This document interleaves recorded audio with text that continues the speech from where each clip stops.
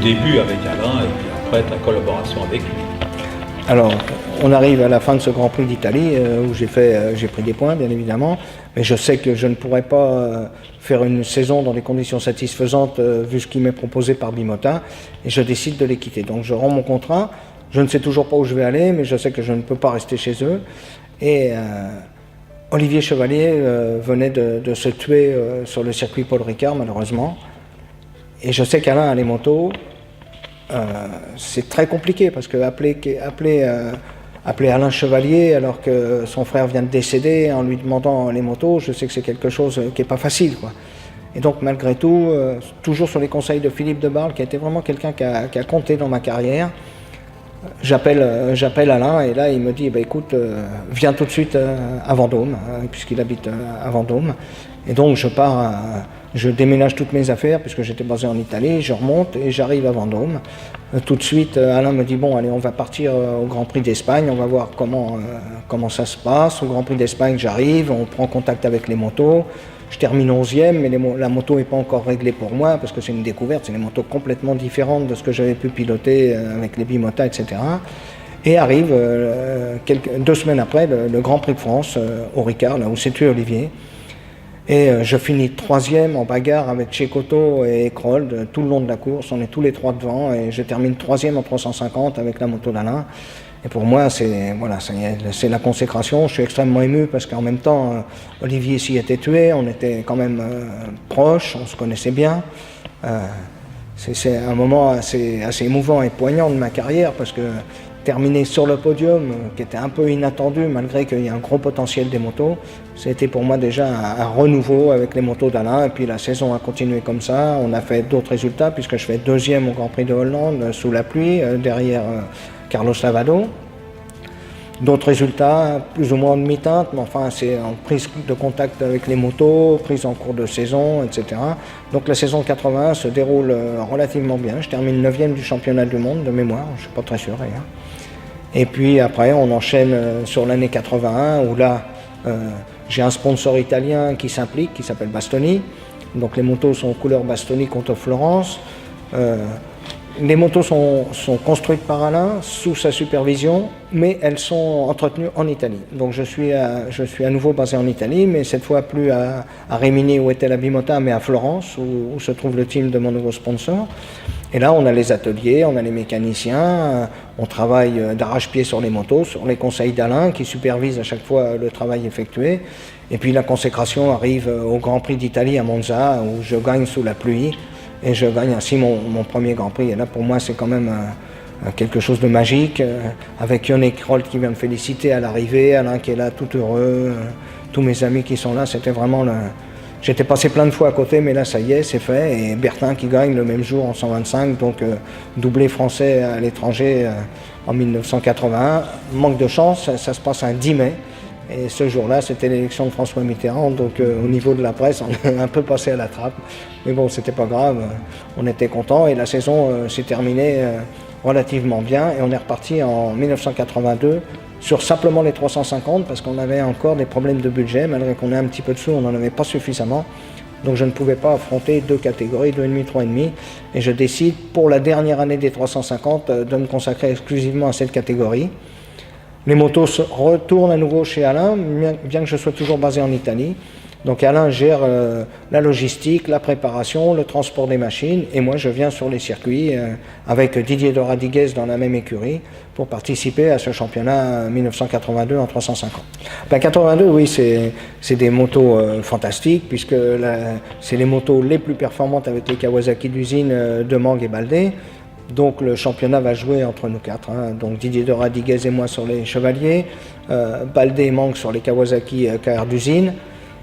Premier Grand Prix de la saison en Argentine, on met au point, moi je pense de mémoire termine 4e, mais je suis pas sûr. Et puis arrive le Grand Prix d'Autriche, Didier en tête, et puis il a un problème de pignon de sortie de boîte qui s'en va, donc il est contraint à l'abandon, et moi qui étais mal parti, je remonte et je gagne le Grand Prix. Je me retrouve donc à l'issue du Grand Prix d'Autriche en tête du championnat du monde. on démontre immédiatement le potentiel des motos, puisque Didier était devant, moi je reprends la tête, les Kawa sont laissés un peu derrière. Il faut dire que le circuit de Salzbourg se prête plus à la vitesse de pointe qu'à l'accélération, donc c'était un peu plus favorable aux Chevaliers qu'aux Kawa. Donc sur des circuits plus sinueux, en accélération, les Kawa sont un peu plus performantes, et donc ça va jouer entre les différences de circuit. Donc la saison se déroule comme ça. Il y a le problème de la grève à Nogaro qui met un peu par terre le championnat. Donc la saison continue, tant bien que mal. J'ai un petit souci de pneus au Grand Prix de Misano, qui était mon circuit favori, puisque j'avais le record de la piste et que je pensais pouvoir faire vraiment une très belle course là. Malheureusement, je me retrouve avec un pneu qui n'est pas bien centré sur la jambe, qui saute. J'arrive pas à faire de résultat, et donc là je perds toute option au titre pour la fin d'année. Malgré un podium en fin d'année à Hockenheim, je n'arrive pas à consacrer et à prendre le titre. Je termine 4e. Et je suis un peu déçu, mais bon, voilà, la course c'est aussi comme ça, on ne fait pas toujours ce qu'on veut. Et ce sera ma meilleure place en championnat.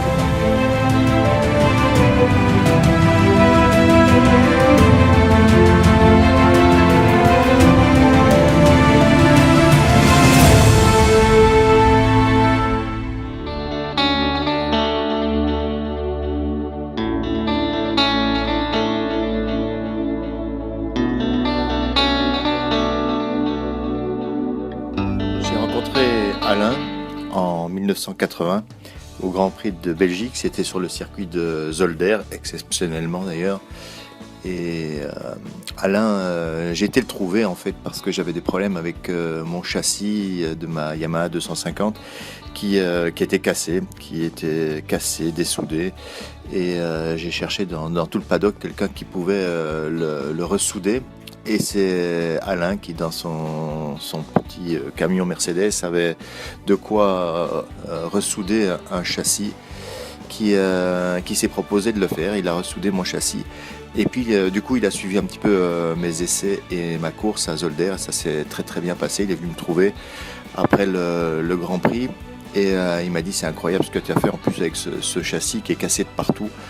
Et je te félicite. Et puis par la suite, l'hiver 80-81, il m'a contacté, il m'a dit écoute, j'ai décidé de t'aider, je vais te prêter un châssis que je n'utilise plus, un ancien châssis Morena que j'ai modifié, et je te le file pour ta saison 81. En 81, je participe donc à la saison avec ce châssis Morena modifié Chevalier et ça se passe très très bien avec d'excellents résultats, record du Tour à Silverstone notamment, et évidemment avec Alain qui suit ça de très près. Et c'est comme ça que fin de saison 81, on a appris à se connaître pendant la saison et il a décidé de m'engager pour la saison 82 en 250 et 350 cm3. Et là, en 82, début 82, a commencé notre collaboration avec cette saison 250 et 350 cm3 et ce titre de vice-champion du monde. Et puis on a continué en 83 et puis la catégorie 350 ayant été abandonnée, en 84 on a décidé de rajouter la 500 cm3 et nous avons fait donc quelques saisons en 500. Jusqu'à la dernière saison que nous avons faite ensemble. En 87, on va chez Cagiva, et là je retrouve des gens extraordinaires, parce que les Italiens déjà, c'est au niveau de la culture moto, de la mécanique, etc., ils sont fabuleux. Et en plus dans le réparto corse, j'avais tous les gens qui étaient mécaniciens et amis de Renzo Pasolini. Donc pour moi c'était fabuleux, quoi. C'était fabuleux, j'ai appris des trucs extraordinaires. Voilà, j'ai bossé avec ces gens-là, donc j'ai appris énormément, quoi. En 87, et en 87, voilà. En 87, ce qui nous a fait décider, c'est qu'Alain Chevalier, qu'on connaissait bien déjà, parce que moi j'ai couru avec son frère Olivier, Alain nous a apporté déjà une certaine confiance, parce que Raymond, il avait Cagiva, c'était Hervé Mano qui avait un peu roulé sur la Cagiva, mais elle n'était pas extraordinaire. Elle était un peu vieillotte la moto, et puis bon, pour rivaliser quand ils sont des motos japonaises officielles, c'est compliqué quand même. Donc avec le fait qu'Alain soit là, on a dit allez banco, enfin, surtout Raymond a dit banco. Et on avait deux motos, on avait la Nostra comme disaient les Italiens, et celle à cheval. la cheval, elle avait la partie cycle chevalier, etc. Elle était élaborée quoi, pour aller vite. D'ailleurs, on a marqué un point au premier Grand Prix au Japon, à Suzuka avec. C'est la première fois que la moto faisait un point. Il y avait Marco Lucchini, il y avait des très bons pilotes, mais la moto c'était compliqué. Mais avec Alain, on a passé un cap, en plus avec Raymond comme pilote, donc ça faisait un bon tandem. Avant de retravailler ensemble, quand j'ai fait mon team et j'ai décidé d'engager Alain comme directeur technique en 91, avec Jean-Michel Bell comme pilote sur notre Aprilia 250 cm3. Le travail entre Alain Chevalier, l'ingénieur, le technicien, et moi, le pilote, a toujours été très complice. On a toujours bien compris ce que l'autre voulait. Je descendais de ma moto, j'expliquais mes sensations. Jamais je mettais le doigt sur un éventuel réglage, jamais quelque chose qu'Alain n'aurait pas supporté. Et donc de mes sensations, il les traduisait en termes techniques et en réglages qu'il expliquait à son équipe, à ses mécaniciens. L'hiver ou entre les courses, je me rendais souvent à la brasserie pour l'aider à travailler, le motiver. On aimait bien être ensemble dans cet atelier avec les mécaniciens jusque tard le soir. Je dormais là-bas dans une petite chambre. Il y avait mon petit lit. Et pour un oui, pour un non, je venais à la brasserie. Alain n'a jamais tellement aimé les conversations au téléphone, il préférait les rencontres de vive voix et donc c'était notre façon de travailler, c'est d'être ensemble. Et même si la technique n'était pas du tout mon fort, et il aimait bien avoir la compagnie de ses pilotes parce que c'était la même chose avec Eric Saul ou avec Jean-François Baldé et bien sûr avant nous avec son frère Olivier. Le team Chevalier a toujours été un team convivial, familial, une petite structure, mais qui a toujours réussi à avoir d'excellentes motos qui pouvaient rivaliser avec les meilleures motos d'usine. C'était assez incroyable à l'époque, et ce le serait d'ailleurs toujours aujourd'hui, de pouvoir comme ça se battre avec les moyens énormes qu'ont les usines par rapport à cette petite structure d'Alain Chevalier avec ses mécaniciens jeunes et vraiment un esprit familial où l'essentiel du budget était consacré à la performance, toujours faire des choix les meilleurs possibles. Alain Chevalier a toujours travaillé comme un artisan privé avec de petits moyens mais avec des résultats énormes. Mon meilleur souvenir avec Alain n'est pas un souvenir particulier, mais un ensemble. Vraiment, mon meilleur souvenir, c'est de voir son visage, son attitude, son humour, son sourire et tous ces moments qu'on a passés entre les courses, bien souvent. Et que ce soit même pendant la période hivernale, en loisir, au ski, avec Marie-Claude, son épouse, à la mer ou à la montagne, enfin tous des moments comme ça où Alain avait une telle personnalité heureuse et drôle que j'ai son visage en permanence dans ma mémoire. Alain était un énorme technicien, d'une intelligence folle dans la technique et capable de tout comprendre. Bien sûr, on connaît ses exploits en tant que constructeur de châssis. Il a fait des châssis révolutionnaires, mais il était également très très fort pour préparer les moteurs sur son banc d'essai à la brasserie ou aller chercher les derniers chevaux.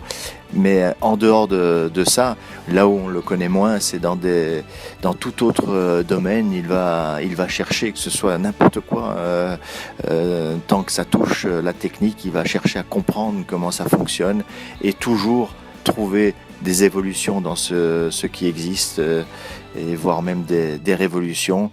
C'est sans doute son intelligence de la technique qui fait que il était toujours capable d'aller chercher plus loin, de donner des explications à des choses des fois inexplicables. Alain était un homme de valeur, il avait la valeur de la famille, de l'amitié, quelqu'un de très fidèle dans la vie, dans ses amitiés, dans ses relations, et qui gardait toujours la bonne humeur, un humour imparable et très caustique, mais évidemment une personne très attachante.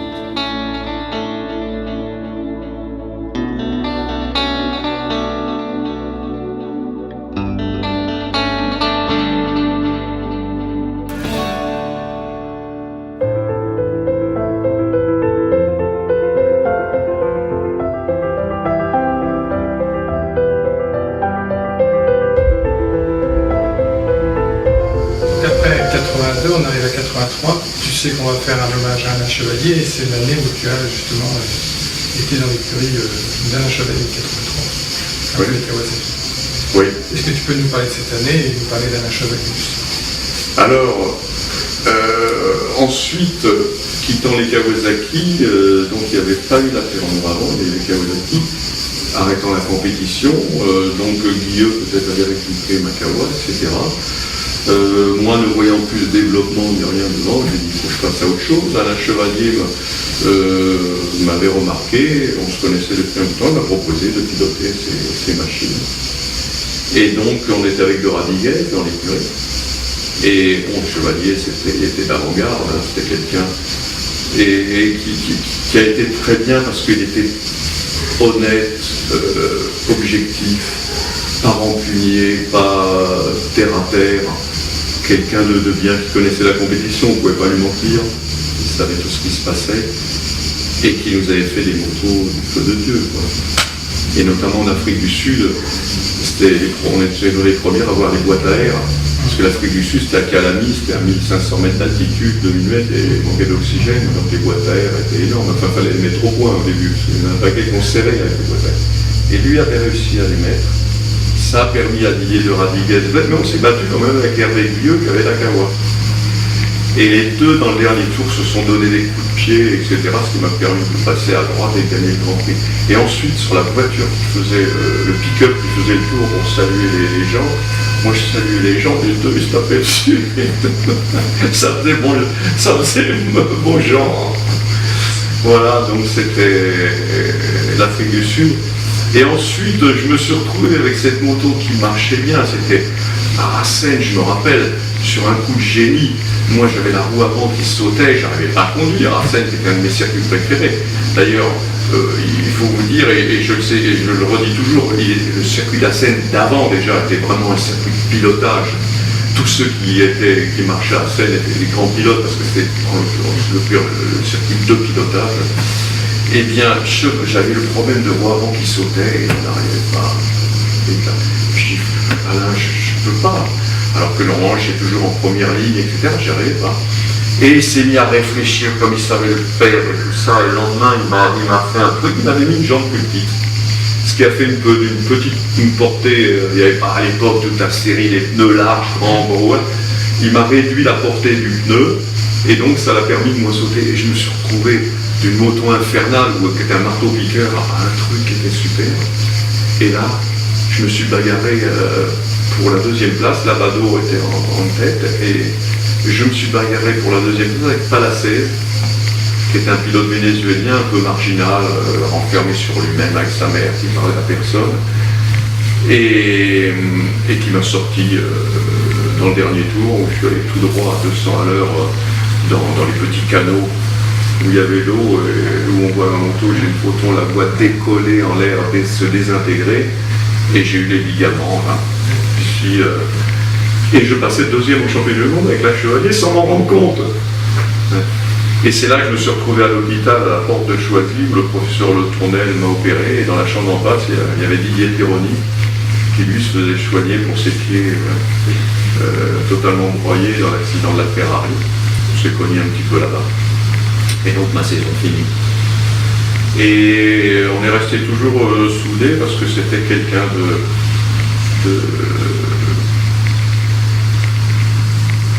un grand. C'était quelqu'un au point de vue personne, au point de vue qualité technique, au point de vue tout. Et j'ai essayé un peu dans l'anonymat de lui donner un petit coup de main ici. Lorsqu'il y a eu Vauxhall, moi j'ai essuyé une Vauxhall, c'était quand même une moto, la Vauxhall Et il fallait quand même, en tant que Français, faire une moto qui rivalisait avec les Japonais, etc. C'était quelque chose en technologie, cette moto. Mais il manquait un petit coup de main, mais comme on n'avait pas d'industrie française dans l'art, donc je rencontrais un député ici, au petit déjeuner, un député, j'ai dit, vous pourriez pas, je lui avais amené des documents, je dis, regarde, il y a une usine qui est en train de fermer, qui est quand même là, il y a des emplois, ça peut être... Vous qui voyez de temps en temps M. Chirac, vous ne pouvez pas lui dire qui éventuellement fasse un petit passage là. Je dis entre parenthèses, le roi d'Espagne, il ne va pas voir Derby, il va voir le service compétition Derby, par passion. Vous voyez. Donc il ne pourrait pas passer et puis éventuellement se penser sur le problème d'Auxon. Et puis de la même occasion, en commander une petite trentaine pour la police française, une cinquantaine qui relève être vue. Il m'a quand même accepté les bouquins. Mais il est revenu la réponse tout à fait politique en disant que, vous savez, M. Chirac ne peut pas aller spécialement en mission sur un lieu comme ça. Il faut que ça soit dans le cadre d'un passage à Bordeaux, mais c'est archi ok, je vous remercie. Donc toujours dans les motos françaises, après tu es passé chez Pernod. Voilà, alors après je suis passé chez Pernod, cocardier, piloté une moto française, mais c'était en fin de carrière de la Pernod. Malgré le talent de chevalier qui n'avait pas les moyens qu'avait eu Milano et toute l'équipe, parce que c'est un budget limité quand même. Et ils ont quand même gagné un grand prix, donc chapeau avec Jacques Boll. Chevalier a fait ce qu'il a pu. Mais on est arrivé à un moment où le moteur on ne pouvait plus développer, quoi. Il était dépassé un petit peu.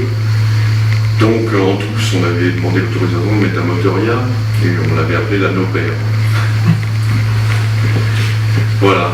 Et il y avait Alain qui était avec nous, il a fait tout ce qu'il a pu, il avait fait un châssis magnifique, un châssis tôle en mécano-soudure que j'ai revu sur les circuits, qui était une œuvre d'art, comme il savait faire.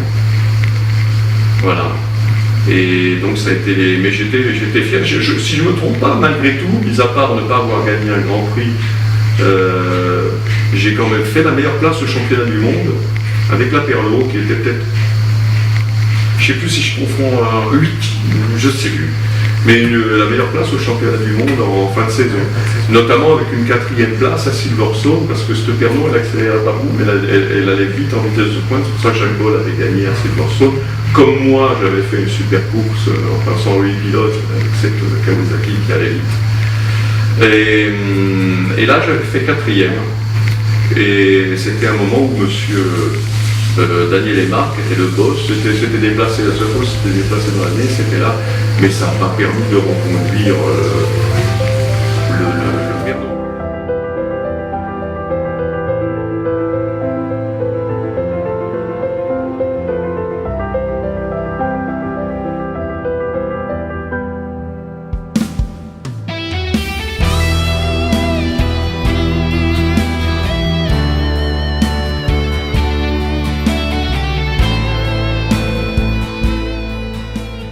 Après, donc, l'époque des 250 avec l'époque Pernod, puis Alain Chevalier, tu peux nous développer un peu ces rendez-vous que tu as eus? Oui, l'épopée Pernod, c'est grâce à Olivier Chevalier, qui était le frère d'Alain, et qui est un brillant pilote et très très fort pour trouver les sponsors. Il était très ami avec Raphaël de Montrémy, qui connaissait bien les gens de chez Pernod, et donc il y a eu l'écurie de Pernod fondée, et puis après Pernod a décidé de fabriquer sa propre moto. Donc ils ont fait appel aussi à Jean Bidalot pour la 2,5 Pernod, et Jean m'a demandé de développer la moto parce qu'il avait confiance en moi et que, entre guillemets, j'avais certains talents pour développer les motos. Et c'était une belle aventure, mais qui s'est mal terminée. D'accord. Oui, c'est vrai. Tu peux nous parler de tes rapports avec Alain Chevalier, parce que là, quand même, c'est assez important dans ta carrière. Oui, il y a trois, ce que je dis toujours, il y a 3 personnes qui ont compté dans ma vie. Au niveau de la moto, c'était mon frère d'abord, parce qu'il a toujours été à côté de moi. Bon, il y a eu Jean Bidalot et Alain Chevalier après que j'ai connu. Et avec qui j'ai travaillé, et c'était un grand monsieur, très fort techniquement et humain, très humain, et on a appris beaucoup de choses, et il m'a fait confiance, et c'était une grande époque avec lui. Ça a été, en plus j'avais mon frère à côté de moi, donc je suis très ému de Une joie donc.